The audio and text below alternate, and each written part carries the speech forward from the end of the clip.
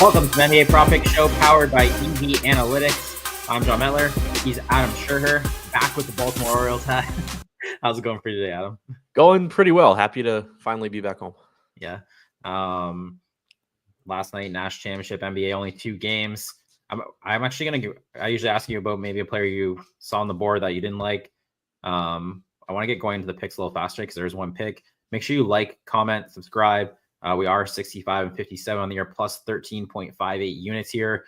Regular season for the NBA winding down, but we will be with you through the NBA playoffs as well. Like I said, I want to go right into the picks here because there is one pick that has a drastically better price at one sportsbook compared to the others.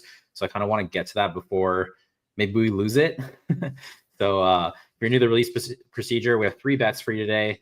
We're going to tell you what sportsbook we're betting at. We'll tell you the game, the prop market, the team, the player, the bet. Adam's from EV Analytics. They do fantastic prop projections. You can find them on the Covers website. We're just going to put those prop projections to work here. We're going to apply a little, the projections are more just numbers. We're going to put a little more context to those. Let's get going right away here. We're going to DraftKings. This is the one that I feel like it'll probably move on us pretty quickly, and I kind of want to get it out there. And we're looking for the Spurs-Clippers game.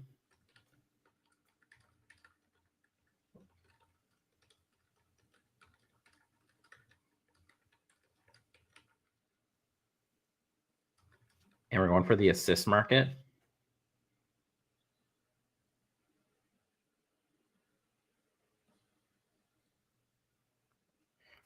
And the bet is, I can't zoom in a little bit though, just to make sure it's there. Okay, yeah, it's still remotely there. So it has moved a little bit, but it is drastically better than what we're seeing elsewhere. The bet is Stephon Castle under 5.5 assists, even money. So once again, that's Stephon Castle under 5.5 assists, even money. We had plus 110. I wanted to get to this because the next best price we saw at FanDuel was minus 118. So minus 118 to plus 110 on some bets is your like entire edge. So still this one's sitting at even money. Adam, you want to break this one down? Yeah, I think there's just a lot of different ways to win it. In the total games this year that Castle has started with no De'Aaron Fox, with no Wemby, and with Chris Paul, averaging 5.8 assists per game in 29.5 minutes per game. So he's basically averaging the line that you're getting plus 110 on. And then you start thinking about the context of the game and the matchup where you're facing an LA team that has the second best adjusted defensive rating in the NBA this season. They have played at the 21st fastest pace, and the Spurs are 12.5-point dogs. So you obviously have plenty of blowout risk here as well. We have Castle projected for 33 minutes. So it's not like we took anything off of the projection from a minute standpoint. I think it just looks really, really good, especially at this price. Yeah, I agree with you. I think the matchup is really, really strong. One player we did target on this show was Spencer Dinwiddie last week, and we were just like, oh, it's assist total is too high. And the matchups were like, okay, and you're like, I just think the total is too high. And you're kind of like hoping he goes under matchup wise. This is one of those where I think the total is too high, and you're getting the Clippers, and that just I bring up Spencer Dinwiddie because that just happened to him as well. He played a back-to-back set against the Clippers, and you're like, okay, now the total is too high for Dinwiddie. And you're getting these matchups. And I know he went under the first game. I had a bet on him there. Like you're playing Chris Dunn. You have Derek Jones Jr., have all these perimeter defenders. Then you have Zubac protecting the rim. And if you're like Stephon Castle, who even is converting potential assists around the rim for you, like you don't have like a lob threat or an interior guy. And like Zubac is a good rim protector too. So if you even can break down Chris Dunn and Derek Jones Jr., who's converting it on the interior for you? So this is like a really, really strong matchup to me for the under. It's like it's very similar to what I was saying with Spencer Dinwiddie, where all of a sudden he just goes into the Clippers. And you're like, man, all of a sudden it's like high total and the super, super tough matchup. So really like that one. Yeah, he is sitting at 6.5 with like monster juice at a couple spots. So that was the same thing. There wasn't too many people trading him at that 5.5. Adam, do you have the break even for the 6.5 in case people don't have access to the 5.5? Let me see. Probably. Okay. He's even money at Caesars too. So Bobby Newport saying so. There is two outs. DraftKings. We have the break even at minus 382. So I wouldn't bet it that far. Yeah. The minus 6.5, minus 150 or minus 155 does still look like a very good bet though. Yeah. So yeah, there's 6.5 there in the chat, 6.5 minus 150. So if that's all you're looking at, like you said, it's minus. Obviously, don't play it to minus 380, but you get the point where there is still a huge probability gap there on the 6.5. 105 Fanatics. That's for the 5.5. I'm assuming that's your best. That would be actually your best price there. So a couple spots for the 5.5. If you only have the 6.5, 6.5 still looks really good, even if it's sitting at minus 150 with heavy juice. I like this one. We're reaching that point in the season where, like some of these teams that are in the playoffs, they kind of were like, well, not kind of, but like kind of slowing to slow down the minutes for the Stars. Now we're at the point where like the season's like pretty much over for these teams type thing, where they don't even have to fake it anymore. They can just like kind of stop. So, and the Spurs are kind of in that window here where it's like, hey, do they just like completely pull the plug here at some point and kind of get Castle and these other guys out? They've already taken out Fox, but let's move on to the second bet here. We're going to bet 365. We're going Magic Hawks. Big game for the play-in tournament. Actually, they're both like competing to win the division. You don't even realize it because they're both below 500, but the East is insane. Are we looking at the assist market? And the bet is Wendell Carter Jr. over 1.5 assists plus 145. I'm saying that's Wendell Carter Jr. over 1.5 assists plus 145. Saw plus 140 at BetMGM. I think ESPN was sitting about plus 135. If you see a better number, drop in the chat. Adam, you want to break this one down? Yeah, this is kind of just like the inverse of the Stephon Castle one, I think, where you have this really good price on the over, and he's played 24 games this year where he has started. Jalen Suggs has been out.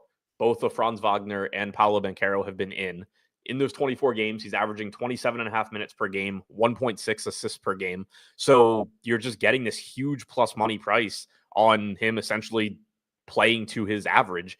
The matchup against Atlanta, I don't think is, overly concerning or anything like that. So it's, it's not going to be fun to sweat or anything. It's a Wendell Carter assist prop. Like, you're hoping he gets 2. 3 is probably off the table. But it's just a really, really good price. And then, to your point about this being a game that does matter, it's a game that matters. Like, it has a 4-point spread. It's about as likely as you're going to get to be competitive. Both teams obviously would like to win it. So you don't have the same sort of minutes volatility as far as motivating factors go that you do in a lot of other spots. Obviously, you still have minutes volatility as far as, how guys play, if they get hurt, if they get in foul trouble, all that still exists. But you don't have to worry about Orlando just deciding halfway through the third quarter, like, oh, well, we actually want to lose today, or, anything like that. So you have that working for you as well. Yeah, they're one of like the handful of teams right now where there is something to play for. They obviously, the Magic are probably disappointed they're in the play-in tournament, but that 7 seed home court advantage, that's obviously something they really, really want because they are much better at home. This would go a long way in helping them get that. The one thing I was looking last night at Franz Wagner over his assists. I just didn't know. I was like, is Dyson Daniels going to guard Banchero or Wagner? Because is Banchero too much size for someone like Dyson Daniels? So then it's on Wagner. So I was thinking about that. And then I was like, who's he converting the potential assist to? It'd be to like a Wendell Carter Jr. I'm like, I don't really love that either. And this is kind of flips it, right? It's like Wendell Carter Jr., who is he converting them to? Well, probably Wagner and Banchero, and it doesn't matter. We don't need to figure out who Dyson Daniels is on because one of them won't have Dyson Daniels on them, if that makes sense. So it's like, this looks way stronger than what I was kind of thinking last night with Wagner because I don't need to figure this out. Wendell Carter Jr. will be able to convert assists to one of Banchero or Wagner, whoever Dyson Daniels doesn't guard. So I think that really helps here, like with that matchup. And I think that really plays because they don't have the Hawks' whole defense is basically Dyson Daniels takes one guy out. And I feel like they're also overmatched from like a size standpoint and physicality with like Banchero and Wagner are both 6'10". So that's not even great for like a Dyson Daniels. So I really think it's more likely I think he has better options for who he can convert them to versus the flip of that. So like this one is sneaky. Like you said, the minutes should be there. They need to win this game. It's an important game for the Orlando Magic. So it won't be pretty, but he does a lot of dribble handoff stuff too. So it could be like it's like really sneaky assist. You're like, oh, he doesn't even make a great pass. You just flip it to someone, set a screen. The guy, pops the jump shot. So second bet, Wendell Carter Jr. over 1.5 assists plus 145. Move on to the third bet here. We're going to BetMGM.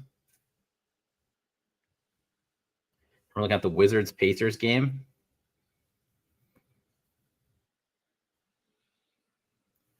We're looking for the points market. What if Cooper Flag stays? Yeah. Are we upset at him?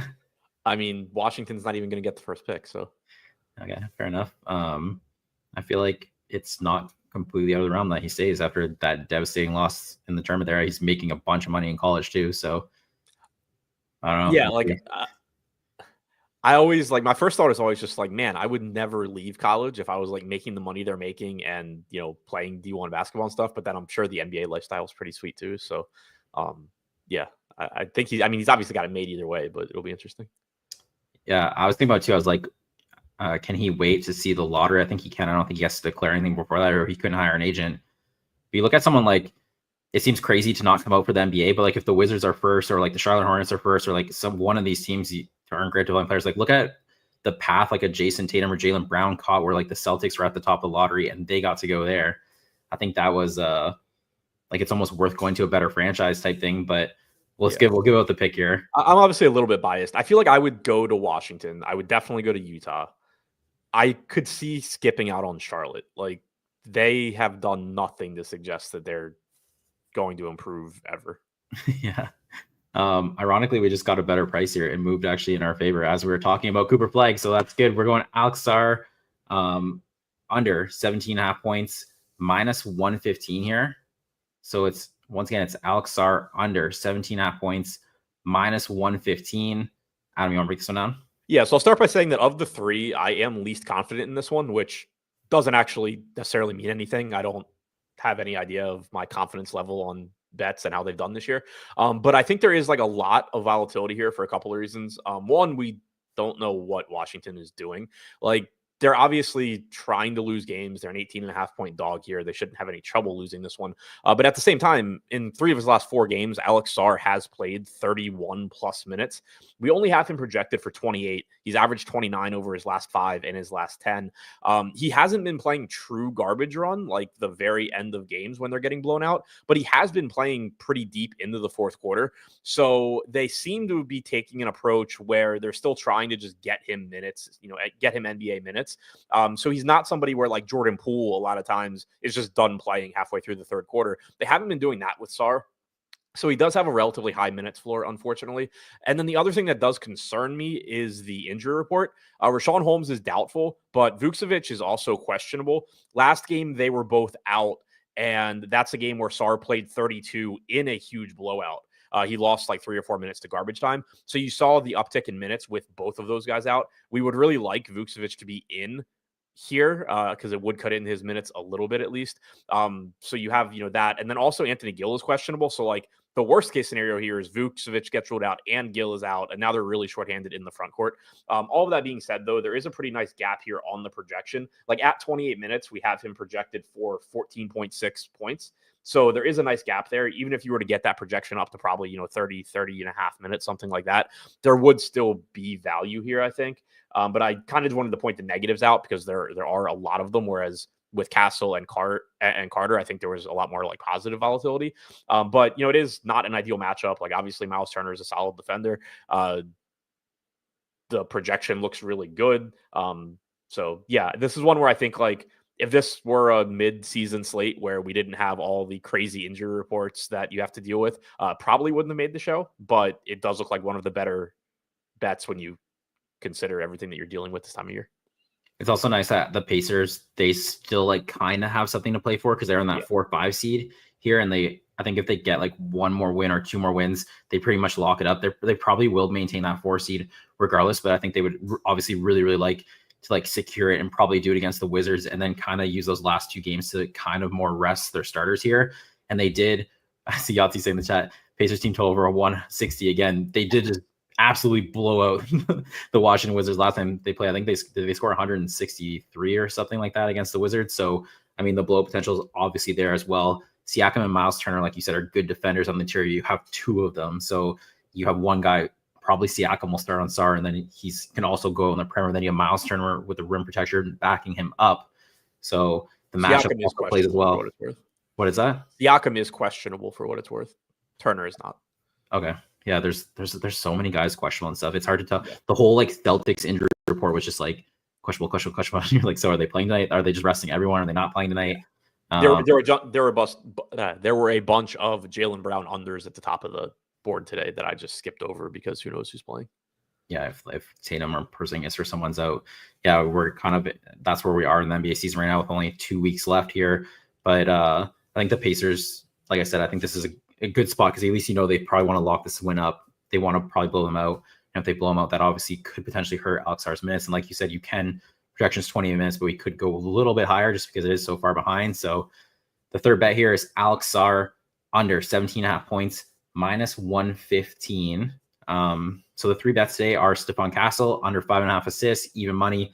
Wendell Carter Jr. over 1.5 assists, +145. Alex Sarr under 17.5 points, -115. We're 65 and 57 on the year, +13.58 units. Like I said before, if you have any questions, drop them in the comments. Even if you're watching a replay of the show, drop them in the comments. I check throughout the day. I can answer those questions for you. Even if it's about players who we're not talking about here, I can answer those questions for you as well. So drop some comments in the chat there if you have any of them. Adam, you want to let the people know where they can follow you, where they can get more good information? You can follow me on Twitter at ShipMyMoneyDFS, and also check out the Endgame Syndicate YouTube channel. We're going to be doing a lot more MLB DFS shows over there now. So make sure you give Adam a follow. This concludes the NBA Prop Pick Show powered by EV Analytics. We will be back tomorrow, 10:30 a.m. Eastern. Remember, we're Tuesday, Wednesday, Thursday, 10:30 a.m. all 3 days. Good luck with your bets. Del, play the song.